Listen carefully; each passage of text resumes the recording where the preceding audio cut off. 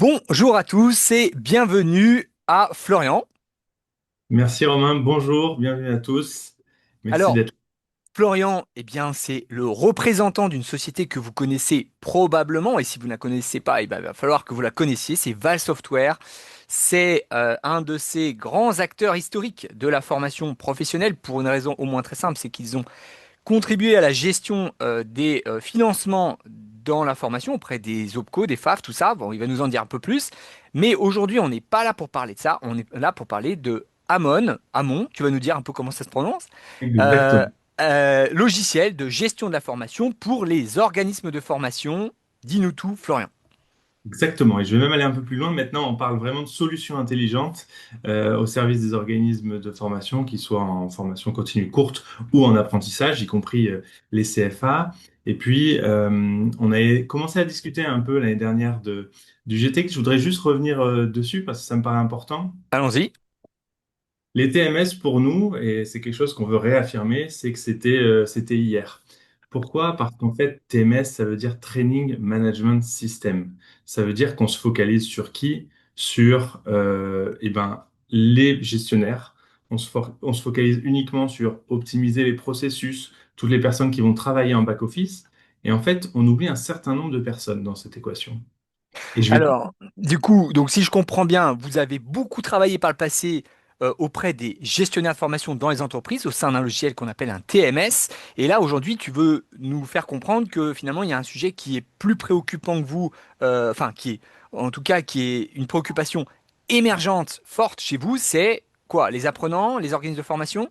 Exactement, tu as tout compris. En fait, on oublie toute une partie qui gravite autour, hein, toutes les parties prenantes autour de ce système, et c'est les publics. Donc les publics, ça va être les apprenants, comme tu l'as dit, les formateurs, les clients, les tuteurs, mais on oublie encore d'autres personnes. Et ces personnes, elles sont impliquées, ça va être aussi les partenaires. Donc les partenaires, ils vont être de plusieurs types. Ça peut être les agences web qui vont interfacer le site pour publier l'offre, puisque c'est un critère important, notamment pour Calliope. Ça peut être les éditeurs partenaires, puisqu'on n'a pas la prétention de couvrir 100% des solutions de pédagogie qui existent dans le monde de la formation. Donc, ça peut être des LMS, le cabinet comptable pour les exports ou pour la paye, et toutes les plateformes institutionnelles. Donc, c'est vraiment tous ceux qui vont graviter autour de l'organisme et à qui on va aussi proposer des solutions, Ça finalement. veut dire que Amon, ou Amon, alors du coup, on dit Amon ou Amon? En diamant chez nous. Ah, on dit Amon. Alors, Amon, ça veut dire que c'est un ERP de gestion de la formation.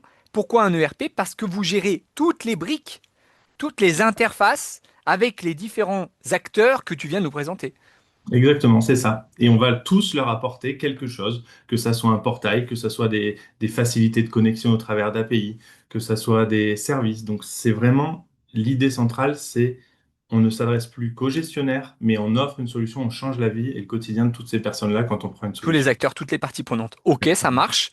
Alors du coup, dis-nous en plus. Donc, on a compris que ça s'adressait à tout le monde.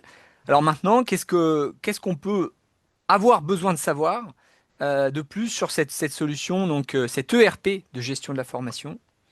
Alors déjà, ce qui est important, c'est que ça a toujours été le cas, mais aujourd'hui on veut aussi le réaffirmer, c'est que Amon, c'est une solution qui est disponible pour les organismes de toute taille.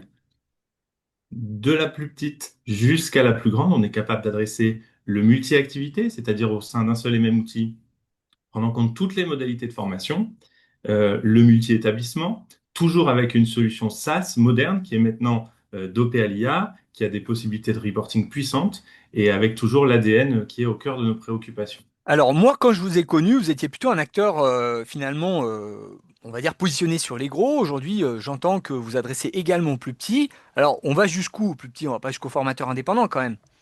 Effectivement, on va pas encore jusqu'aux formateurs indépendants, mais on a des clients qui ont des structures de deux, trois personnes, D'accord. euh, avec aussi des services qui se sont élargis. On a rajouté des services que jusqu'à présent seuls les grands comptes prenaient via des outils spécialisés, comme l'émargement dématérialisé.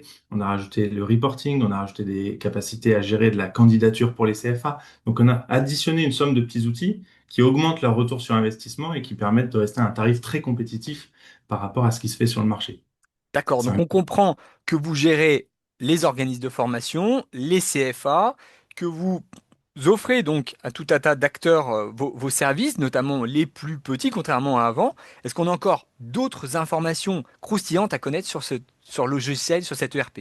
Alors en plus de tout ça, on a aussi changé drastiquement la politique tarifaire pour que ça soit plus intéressant. On a amené des nouvelles méthodologies, puisque tu le sais déjà, mais pour ceux qui ne le savent pas, nous avons des méthodologies pour accompagner les clients dans la transformation, puisque c'est important, quand on déploie un outil, on change la colonne vertébrale de l'organisation, et donc on les accompagne au travers de nos consultants, et on a fait en sorte aussi de sortir des nouvelles méthodologies plus adaptées, quelle que soit la taille de la structure, que ce soit des structures plus petites ou plus importantes.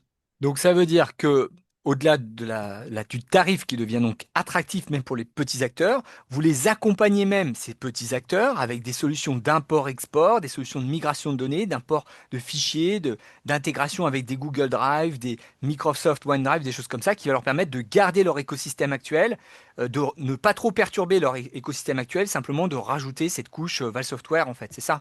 On va les former à l'utilisation de l'outil en restant vraiment sur un cœur standard et en leur proposant les fonctionnalités clés pour commencer soit à changer d'outil, soit pour commencer à se digitaliser et prendre un outil qui leur permette de se changer le quotidien. Ok, ça Voilà. marche. On a encore quelques instants pour en savoir un petit peu plus sur cette solution, qui est donc un des espèces de nouveaux euh, perturbateurs de l'écosystème des logiciels de gestion d'information. Exactement. Je vais te partager aussi mon écran on parlait tout à l'heure d'intelligence artificielle. On a un certain nombre d'éléments de cas d'usage que je souhaite partager qui peuvent être intéressants.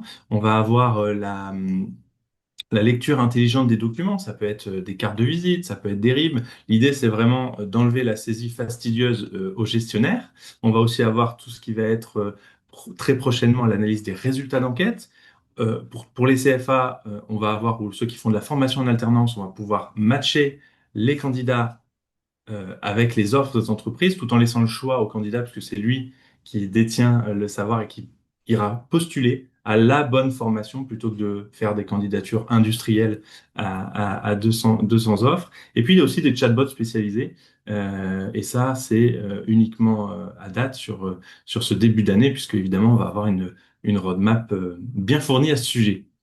Ok, ça marche. Donc voilà, vous avez intégré l'intelligence artificielle, vous avez suivi le mouvement. Félicitations à Exactement. vous.